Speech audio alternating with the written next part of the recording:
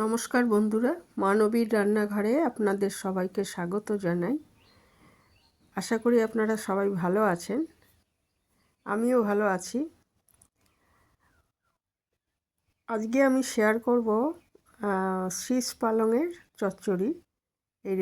এর রেসিপিটা তো এটা ভীষণ ভালো হয় খেতে এবং গরম ভাতে খেতে দারুণ লাগে। খিচুড়ির সাথেও মোটামুটি খারাপ লাগবে না, তবে গরম ভাতে অনেক বেশি ভালো লাগবে। তো আসুন দেখে নিই যে এটা কিভাবে করেছি। পালং শাক তো আমরা সবাই জানি যে ভীষণই উপকারী, এটার রক্ত হয়। তো এই সময় এই শীষ পালংটা এই সময়ই পাওয়া যায়। পালং শাক তো সারা বছরই পাওয়া যায়, কিন্তু শীষ পালংটা এই সময়ই পাওয়া যায়, তো ভীষণ ভালো হয় খেতে। দেখুন আমি কি কি নিয়েছি। শীষ পালং, একটু বাঁধাকপি নিয়েছি, একটা মিষ্টি আলু নিয়েছি, একটু কুমড়ো, আলু, টমেটো আর বেগুনটার অর্ধেক নেব। বেগুনটা অনেক বড়, তাই অর্ধেক নেব। আর অবশ্যই একটু মুগ কড়াই নেব, এটা আমি জলে ভিজিয়ে রেখেছি। এটা তরকারিগুলো কাটতে কাটতে বাকিটাও ভিজে যাবে, কিছুটা ভিজে উঠেছে।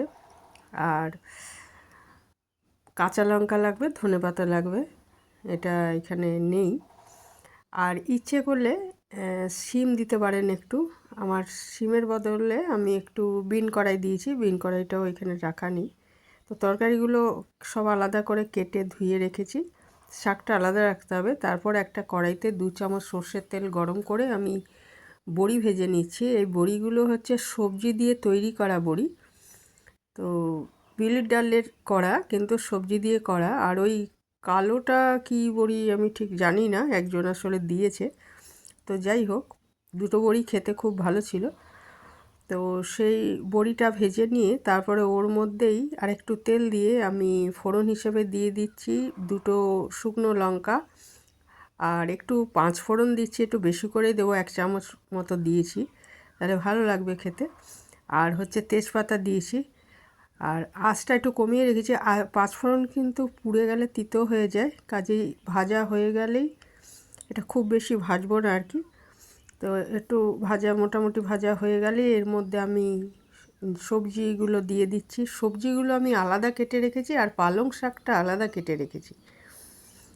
তো বেগুন, কুমড়ো, এই যে বিন কড়াই সব আছে এর মধ্যে, মিষ্টি আলু, এইগুলো ধুয়ে রেখেছিলাম, সেইটা আমি দিয়ে দিলাম।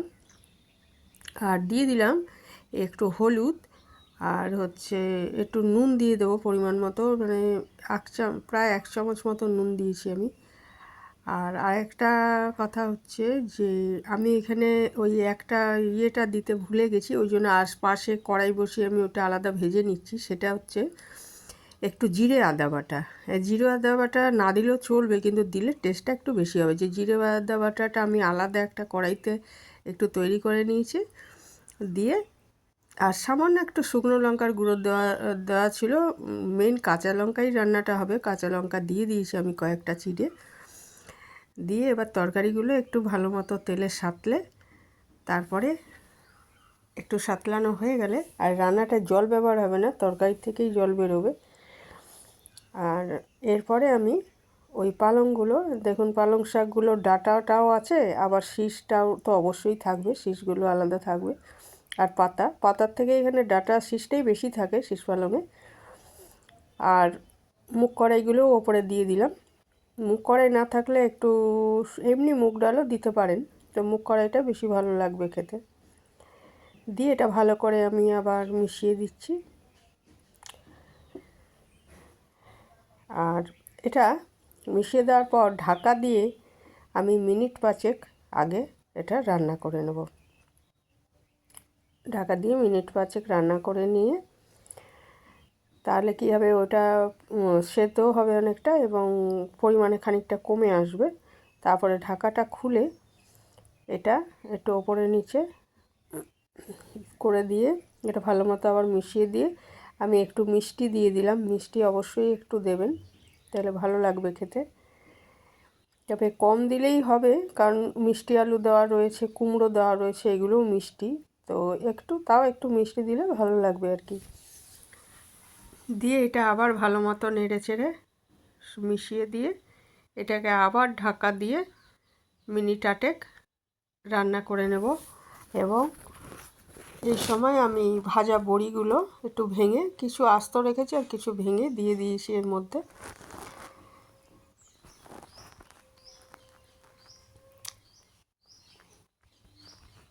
তো অনেকের বাড়িতে সরস্বতী পুজোর সময় এটা হয়, তো কাদের কাদের হয় এই শীষ পালঙের চচ্চড়ি জানাবেন আমাকে কমেন্টে। ঢাকা দিয়ে 8-10 মিনিট রান্না করে নিয়েছি, সব সবজিগুলোই সেদ্ধ হয়ে গেছে। এই সময় আমি একটু দিয়ে দিলাম ধনেপাতা। ধনেপাতা অপশনাল, না দিলেও চলবে, একটু ধনেপাতা দিয়ে দিলাম।